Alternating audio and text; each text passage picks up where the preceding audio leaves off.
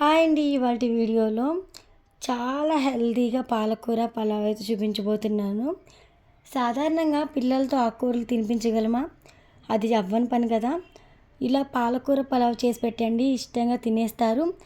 చాలా హెల్తీ కాబట్టి ఇలా అయితే ట్రై చేసి పెట్టండి. ఇందులోకి చికెన్ కర్రీ కాంబినేషన్తో తింటే సూపర్గా ఉంటుంది. నార్మల్గా కూడా రైతాతో తినొచ్చు, చాలా బాగుంటుంది. ముందుగా పాలకూర తీసుకొని శుభ్రంగా కడిగి పక్కన పెట్టేయాలి. శుభ్రంగా కడిగిన పాలకూరని ఒక గిన్నెలో వాటర్ పోసుకొని వాటర్ మరుగుతూ ఉండగా పాలకూర అయితే వేసుకోవాలి. పాలకూర వేసుకున్న తర్వాత మరీ ఎక్కువసేపు ఉడికించాల్సిన అవసరం లేదండి. 1-2 నిమిషాలు కాస్త కలర్ చేంజ్ అయ్యేంత వరకు పాలకూరని ఉడికించుకొని ఒక ప్లేట్లోకి అయితే తీసుకోండి. ఇక్కడ మీరు వీడియోలో గమనిస్తున్నారు కదా, ఈ విధంగా ఉడికితే సరిపోతుందండి. ఇప్పుడు ఒక ప్లేట్లో తీసుకొని పక్కన పెట్టేద్దాం. ఇలా ఉడికించి పెట్టుకున్న పాలకూరని అంతా కూడా ఒక మిక్సీ జార్లోకి అయితే ట్రాన్స్ఫర్ చేసేసుకోవాలి. పాలకూర ఉడికించేటప్పుడు సాల్ట్ అయితే వేయవసరం లేదు, ఎందుకంటే పాలకూరలో సాల్ట్ కంటెంట్ అనేది ఎక్కువే ఉంటుంది. సో సాల్ట్ వేయకుండా ఉడికించేసుకొని ఆ తర్వాత ఒక ప్లేట్లోకి తీసేసుకొని అది మిక్సీ జార్లోకి వేసేసుకొని ఈ విధంగా అయితే గ్రైండ్ చేసి తీసుకోండి. ఇప్పుడు మనం ఏ గిన్నెలో అయితే ఇక్కడ పాలకూర పలావ్ ప్రిపేర్ చేసుకోవాలనుకుంటున్నామో ఆ గిన్నెని అయితే స్టవ్ ఆన్ చేసి స్టవ్ మీద పెట్టేయాలి. కొంచెం మందంగా ఉన్న గిన్నె తీసుకోండి, బెటర్ అనమాట. అడిగంటే ఛాన్స్ అస్సలు ఉండదు. ఇప్పుడు గిన్నె కాస్త వేడైన తర్వాత ఒక 1 టేబుల్ స్పూన్ వరకు నెయ్యి వేసుకోవాలి. నెయ్యి కరిగిన తర్వాత ఒక 2 టేబుల్ స్పూన్ల వరకు ఆయిల్ అయితే వేసుకోవాలి. నెయ్యి ఆయిల్ అనేది ఇక్కడ వేడైన తర్వాత మనం ఇక్కడ 1 లేదా 2 పచ్చిమిర్చి అయితే చీలికలుగా కట్ చేసుకొని వేసుకొని, అలానే బిర్యానీ ఆకు, అనాస పువ్వు, దాల్చిన చెక్క, 2-3 లవంగాలు, అలానే 2-3 యాలకులు కూడా వేసుకోండి, సరిపోతుంది. ఇంకా వేరే మసాలా దినుసులన్నీ ఏమి వేయాల్సిన అవసరం లేదు, ఇంతవరకు వేసుకుంటే సరిపోతుంది. ఆ తర్వాత 1 టేబుల్ స్పూన్ అల్లం వెల్లుల్లి పేస్ట్ అయితే వేసుకోండి.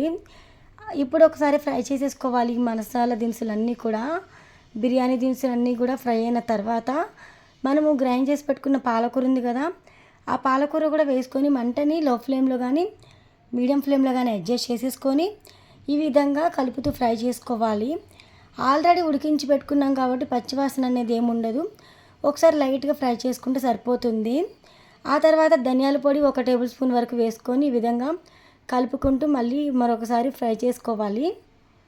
ఇప్పుడు ఈ విధంగా ఫ్రై చేసుకున్న తర్వాత ఇందులోకి వాటర్ అనేది యాడ్ చేసుకోవాలండి. మీరు ఇక్కడ 2 గ్లాసులు బియ్యం తీసుకుంటే 4 గ్లాసుల వాటర్ అయితే యాడ్ చేసుకోవాలి. అలా అనమాట. మనం 1 గ్లాస్ తీసుకుంటే 2 గ్లాసులు యాడ్ చేసుకోవాలి. అంటే బియ్యం ఎంత తీసుకుంటామో దానికి డబల్ క్వాంటిటీలో వాటర్ అనేది యాడ్ చేసుకోవాలి. నేను ఇక్కడ 2 గ్లాసుల బియ్యం అయితే తీసుకున్నాను. సో అందుకనే 4 గ్లాసుల వాటర్ అయితే యాడ్ చేసేసి ఉప్పు అయితే వేసుకోవాలండి. ఉప్పు అనేది కొంచెం తక్కువే పడుతుంది, ఎందుకంటే అంతకుముందు నేను చెప్పాను కదా పాలకూరలో సాల్ట్ కంటెంట్ అనేది ఉంటుంది. సో అందువల్ల ఉప్పు అనేది కొంచెం తక్కువే పడుతుంది, చూసుకొని వేసుకొని. ఇక్కడ ఎసరు అనేది చక్కగా మరగాలి. ఎసరు మరుగుతున్న టైంలో 1 గంట వరకు నానబెట్టిన బియ్యం తీసుకోండి. నేను ఇక్కడ బాస్మతి రైస్ వాడట్లేదు, ఇక్కడ సోనా మసూరి రైస్ అయితే తీసుకున్నానండి. మీరు కావాలనుకుంటే బాస్మతి రైస్తో కూడా చేసుకోవచ్చు. నేను ఇక్కడ నార్మల్ రైస్తోనే చేసి చూపిస్తున్నాను, చూడండి. ఇప్పుడు మంట హై ఫ్లేమ్లో పెట్టేసి చక్కగా వాటర్ అనేది ఇంకిపోయేంత వరకు ఉడికించాలి. ఆ తర్వాత మంటని లో ఫ్లేమ్లో అడ్జస్ట్ చేసుకొని మూత పెట్టేసి ఒక 2 నిమిషాలు అయితే మగ్గనివ్వాలి. ఈ విధంగా మగ్గిన తర్వాత మనం ఇక్కడ 1 టేబుల్ స్పూన్ వరకు నెయ్యి అనేది యాడ్ చేసుకొని మళ్ళీ ఇంకోసారి మూత పెట్టేసి కంప్లీట్గా చక్కగా మగ్గిపోవాలన్నమాట. ఇందులో కావాలనుకుంటే కొత్తిమీర కూడా తాలింపులోనే యాడ్ చేసేసుకోవాలండి. నేను కొంచెం యాడ్ చేశాను కొత్తిమీర అయితే.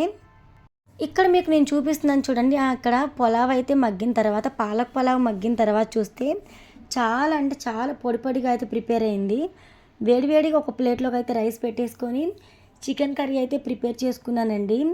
వాటర్ లేకుండా చక్కటి గ్రేవీ వచ్చేలాగా చికెన్ కర్రీ అయితే ప్రిపేర్ చేసుకొని ఈ రైస్లోకి తింటే చాలా బాగుంటుంది. ఈ పులావులోకి తింటే చాలా టేస్ట్ అనేది సూపర్గా ఉంది. మీరు కూడా మీ ఇంట్లో ట్రై చేసేయండి మరి.